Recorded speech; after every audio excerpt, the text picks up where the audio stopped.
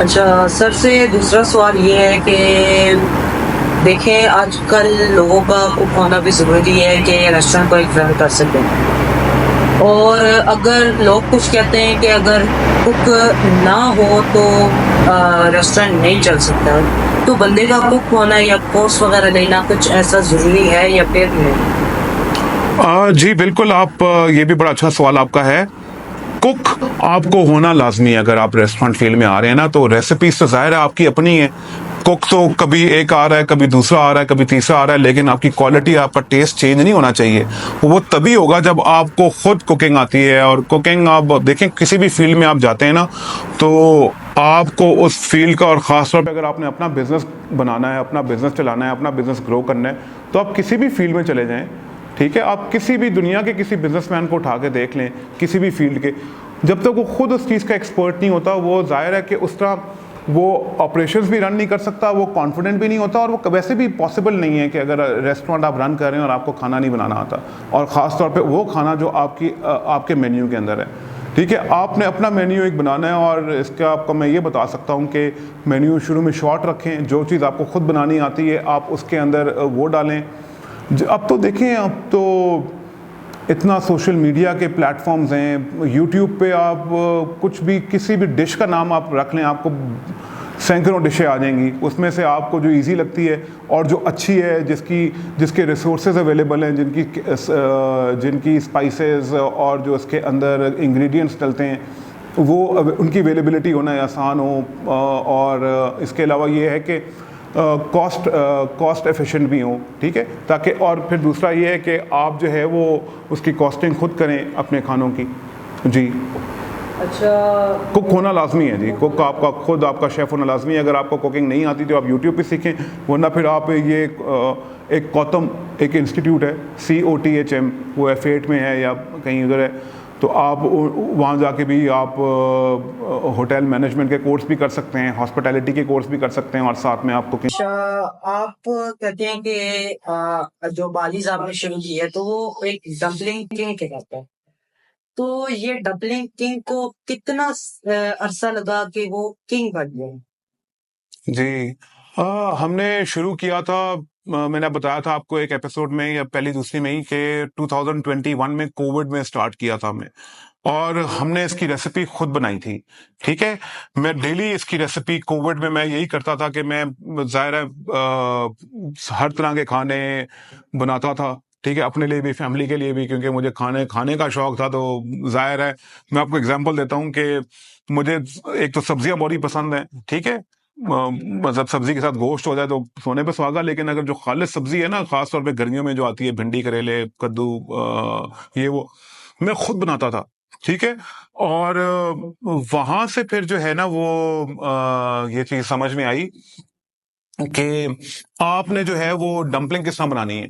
ठीक है, डंपलिंग में भी कौन से इंग्रेडिएंट आपने डालने हैं, किस तरह के डालने हैं। फिर हमने जब उसको क्रैक किया ना, जो हमने उसके अंदर इंग्रेडिएंट्स डाले, जो हमने उसके अंदर, क्योंकि इसके डंपलिंग्स बनाने का जो तरीका है, आपने देखा होगा कि मशीन के थ्रू मैदा जो है वो पहले उसको असेंबली लाइन के थ्रू गुजारा जाता है। मतलब असेंबली लाइन को मैं इसलिए कह रहा हूं क्योंकि पहले तो मैदा आप अच्छी तरह उसको भूनते हैं। ठीक है, बहुत ज्यादा वो मैदा जो है ना, वो उसकी थिकनेस और उसकी सॉफ्टनेस और उसकी, वो बहुत डिपेंड करती है। जब तक आपका मैदा सही प्रोपोर्शनेट नहीं होगा ना, उसको आप उसके अंदर उसको फोल्ड नहीं कर सकते। ठीक है, तो हम देख रहे थे कि बहुत अच्छा हम कर रहे हैं। ठीक है, हमने बहुत मेहनत से हम मैदे को जो है वो इसको गूंदना जो प्रोसेस है, फिर उसका जो मशीन से उसका जो निकालने का तरीका है। ठीक है, और फिर उसको मजीद हम ऐसा उसको इतनी सिलवटें करते हैं, फिर हम हाथ से भी करते हैं। ठीक है, हाथ से मैदे को खोल खोल के हम उसको बनाते हैं। तो इसमें एफर्ट है। तो एफर्ट की वजह से जो है ना, हमने इसका फिर ये किया था कि हम जी, we are the number one in dumplings, specially in Islamabad and in Pakistan.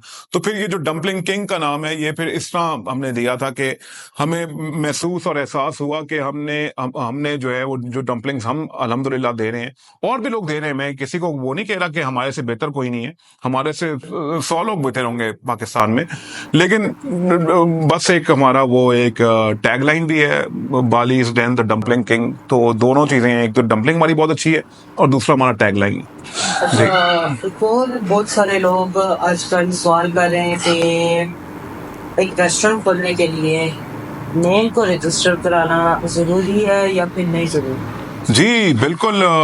देखिए, नेम को रजिस्टर कराना जरूरी तो है, सही है, लेकिन आप ना मतलब अगर नेम रजिस्टर भी कर लेते हैं और कल को कोई खोल लेता है तो आप उसका कुछ कर नहीं सकते।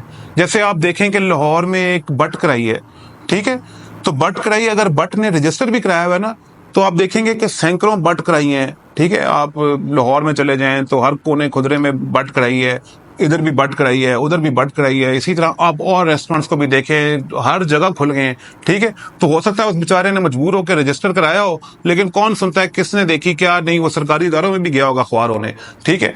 तो लेकिन ये है कि पाकिस्तान में आप रजिस्टर तो करवाएं, ठीक है, ये तो आप हैं। लेकिन अगर आप लीगली फाइट कर सकते हैं कि आपका नाम अगर जो है वो कोई और लेता है, तो अगर आप लीगली फाइट कर सकते हैं तो फिर तो ठीक है, आप इसको बिल्कुल अपना नाम रजिस्टर तो कराना लाजमी है। नाम रजिस्टर कराना, लोगो रजिस्टर कराना, कॉर्पोरेशन को रजिस्टर कराना, और रजिस्टर का और वो कोने में लिखा होता है अमूमन, ठीक है, वो कराना लाजमी है, ठीक है।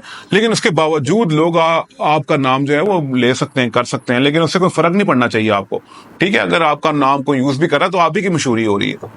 अच्छा, तो और लोग बहुत ज्यादा सवाल करते हैं आजकल के रेस्टोरेंट उन लोगों ने खोल लिया होता है, उन लोगों ने कुक भी रख लिए होते हैं, लेकिन वो इस तरीके से उनको समझ नहीं आती कि हम चाइनीज रखें, हम फास्ट फूड रखें, हम देसी रखें, हम इटालियन रखें, हम क्या रखें, वो कुछ यूनिक करना चाहते हैं। जी जी, तो क्या यूनिकनेस आइडिया आप देंगे लोग? मैं आपको ऐसे सजेस्ट करूंगा कि आप स्टार्ट लें वैसे आसान। अब एक तो देखें कि आपको क्या अच्छा बनाना आता है, ठीक है। पहले तो आप ये देखें कि आप अच्छा क्या बना सकते हैं, आप अच्छा क्या दे सकते हैं, और आप अच्छा जो है वो क्या कर सकते हैं। इसके बाद जो है वो आप देखें कि कल्चर में क्या है, ठीक है। यहाँ पे जैसे चिकन कढ़ाई बहुत चलती है, आपका बारबेक्यू बहुत चलता है, आपका वो बारबेक्यू प्लेटर्स बहुत चलते हैं, आपका वो जो चावल मंदी मंदी बहुत चलता है, ठीक है। तो आप जो है वो इस तरह का स्टार्ट लें जो लोगों को पसंद है, ठीक है। और जिस तरह मैंने आपको पिछली वीडियो में कहा था कि इंशाल्लाह हम वक्त के साथ साथ मैं और भी चीज़ें सीखूंगा, जैसे ख़ास तौर पे मंदी हो गया, पिज़्ज़ा हो गया, इस तरह की चीज़ें हो गई, ये हम सीखेंगे। और वो भी जब हम बना रहे होंगे तो इंशाल्लाह आपके साथ साथ ही ग्रो करेंगे, आपके साथ साथ ही हम बाकी रेस्टोरेंट्स भी खोलेंगे। लेकिन हमारा भी बेसिक फोकस जो है वो चाइनीज़ रेस्टोरेंट पे और डम्पलिंग्स पे। आपका जो सवाल है ना, उसका आखिर में यही मैं आपको एक एक्स्ट्रा पॉइंट दूंगा कि जो आपको अच्छा बनाना आता है वो उससे स्टार्ट लें। और दूसरा ये कि आप साथ में आप कल्चर भी देखें कि आपकी अवाम को क्या पसंद है। आपके मतलब जैसे यहाँ पे चिकन कढ़ाई, जब भी आपको भूख लग रही होती है आप कहते हैं यार कहीं से कढ़ाई मंगवा लो, ठीक है।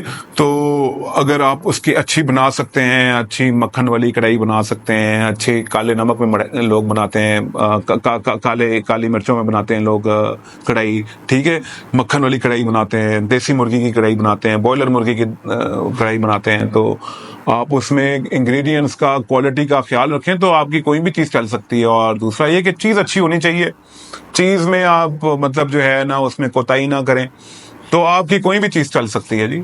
हाँ जी, अच्छा, एक और आप पास्ता अच्छा बनाए वो भी चल सकता है। तो उन लोगों ने प्लान बना लिए कि अगर मैं बालीज की तरफ खोलना चाहता हूँ रेस्टोरेंट, और या अपना एक रेस्टोरेंट खोलना चाहता हूँ किसी भी फील्ड में, वो बंदे को जीरो से इन्वेस्टमेंट जोड़नी पड़ती है। तो आप क्या आइडिया देंगे कि रेस्टोरेंट फील्ड में ही रहे कि जैसे केओस सेटअप बना के या फिर इस तरीके से, क्योंकि केओस सेटअप के लिए भी पैसा चाहिए। तो आप इन्वेस्टमेंट आइडिया कुछ दे दें कि लोग इसी फील्ड में रहकर बना सकें। जी, आपने ना अगर हमारा F6 वाला डेफिलिशियस देखा हो, ठीक है, ये साथ पिक्चर भी आ रही है उस कार्ट की, तो अगर आपने वो डेफिलिशियस देखा है ना, तो आप उसमें देखें कि आजकल तो जाहिर है हमने जब पहला बनाया था ना back in 2017, I don't remember the exact date, हालांकि मैं डेट से बहुत अच्छा हूँ। 2017 में जो है ना हमने स्टार्ट लिया था, और हमने जो पहला बनाया था ना उसमें 3-4 लाख खर्चा आया था। वो तो खैर उस जमाने की बात है, ठीक है, वो सिर्फ लोहे लोहे का खर्चा था। पिंडी में एक बंदा है बबलू उस्ताद, ठीक है, उसका भी नंबर मैं यहाँ पे नीचे दे रहा हूँ। ठीक है, ये बहुत बड़ा आपके लिए जो है ना, वो हमने उससे ये काम स्टार्ट किया था। और वहाँ पे पिंडी में अगर आप जाएं तो वो सैदपुर रोड जहाँ ख़त्म होती है ना, जहाँ बन्नी स्टार्ट हो जाता है, वहाँ से आप राइट हो जाएं तो पुल के नीचे बैठा है बबलू उस्ताद। ठीक है, तो मैं और मेरा भाई, बल्कि भाई जो छोटा भाई है मुबीन, वो मेरे पास अगले दिन आया कि मैंने बंदा ढूंढ लिया। ठीक है, उसने कहा कि मैंने बंदा ही ढूंढ लिया सीधा जो बनाएगा। तो मैंने कहा अच्छा कौन है? तो वो मुझे फिर लेके गया उधर पिंडी में। उसने मुझे कहा कि यार ये नीचे बैठा हुआ है। तो फिर मैं जाके उस बबलू उस्ताद से मिला और उसने कहा जी मुझे आपके भाई ने सारा एक्सप्लेन कर दिया है कागज में। ठीक है, माशाल्लाह इज सो इंटेलिजेंट। हालांकि वो डिफरेंटली एबल्ड है, हेयरिंग इम्पेयर्ड है, लेकिन अल्लाह ने उसको माशाल्लाह इतनी अकल दी है कि वो उसने पूरा कागज में उसको एक्सप्लेन कर दिया पूरा का पूरा। और उसने फिर मुझे कहा कि जी ये हो जाएगा। ठीक है, साथ 70 सीसी मोटरसाइकिल लगा देंगे। खैर हमने अकलमंदी की थी, हमने 100 सीसी मोटरसाइकिल लगाई थी, उसकी बातों में हम नहीं आए। कहने का मतलब ये है कि 70 का मस्त तो आ जाता, क्योंकि हमने लोहा ज्यादा लगाया हुआ था। तो ये हो सकता है 3-4 लाख उस जमाने में लगा था। तो आज का समझ लें 4-4.5 लाख आप सेकंड हैंड चीजें लेना, आप कबाड़िया के पास जाएं, आप उससे कहें यार हमें लोहा चाहिए। ठीक है, आप उसको ना बताएं ना कि हमने क्या बनाना है, उसको कहें यार ये जो फालतू लोहा है इधर दे दो। ठीक है, तो ये आप जो है कर सकते हैं। सही है, और उसके उसके पास, बल्कि उसके पास भी काफी मटेरियल होगा, उससे कहें जी वेस्ट जो हुआ है ना मुझे वेस्ट से ही बना दो। ठीक है, तो ये है जी, आप बना सकते हैं बिल्कुल। बकाया एक लास्ट सवाल करके इस एपिसोड का एंड करते जी हैं जी। कि एक रेस्टोरेंट खोलने के लिए क्या आपको अलहदा किचन की जरूरत है, या फिर आप एक आउटलेट बनाकर जैसे कियोस्क आउटलेट बनाकर अंदर सिटिंग रख सकते हैं, या फिर आप एक डबल शॉप लेकर एक जगह किचन और एक जगह पर लोगों की बैठने की साइड में बना सकते हैं। अच्छा, आपके इस सवाल से ना मेरे जहन में एक और आइडिया भी आया है जो मैंने सोचा था कि मैं डिस्कस करूंगा, कि शुक्र है मेरे माइंड में आ गया वो। आप जो है ना, मैं आपको मशवरा दूंगा कि आप बजाय इन्वेस्टमेंट करने के ना, आप शुरू करें अपने घर से। आप घर के अंदर खाना बना के जो है उसको मार्केटिंग करें उसकी, लोगों को हॉस्टल्स में खाना दें, आप लोगों के दफ्तरों तक खाना पहुंचाएं। आप जो है वो फूड पांडा आपको दे देता है डिवाइस, आप घर से काम कर सकते हैं। ठीक है, वो लिखा होता है होम शेफ। ठीक है, फूड पांडा भी आपको ना नीचे वो लिखा होता है होम शेफ। और वहां से, बल्कि होम शेफ का फायदा ये है कि फूड पांडा उसकी परसेंटेज भी कम है होम शेफ की। ठीक है, और अगर आप किसी फीमेल को बीच में डाल दें तो वो आपके मजीद वुमेन ओन्ड बिजनेस के लिए वो मजीद कम उस पर टैक्स है। ठीक है, फिर आप बाकी इदारों को भी कह सकते हैं कि ये कोई फीमेल चला रही हैं, तो वो आपको टैक्स में भी काफी रिबेट मिल जाती है। ठीक है, सब्सिडी भी मिल जाती है। तो आप किसी भी घर के किसी खातून को मालिक बना के आप ये भी कर सकते हैं कि आप उनसे वो क्या नाम है शेफ, होम शेफ के नाम से ना आप ले लें, और आप आप करें घर से स्टार्ट। मैं आपको मशवरा दूंगा कि आपके पास अगर बजट कम है, तो कोई भी सुनने वाला है ये, तो मैं उसको मशवरा दूंगा कि आप, ये मेरा मशवरा है, आपका अपना भी हो सकता है आइडिया, तो आप घर से बेशक स्टार्ट कर लें, इसमें कोई दूसरी राय नहीं है। अच्छा, इस एपिसोड को एंड करते हैं। एपिसोड पर के आप बारिश के इंस्टाग्राम पेज जो नीचे शो हो रहे हैं और यूट्यूब पेज और जो भी पेजेस है सोशल मीडिया पेजेस पे, उनको आप सब्सक्राइब कर सकते हैं और वीडियोस को देख सकते हैं। और इस वीडियो में बड़ी मेहनत लगती है, हम सवाल ढूंढते हैं, रिसर्च करते हैं,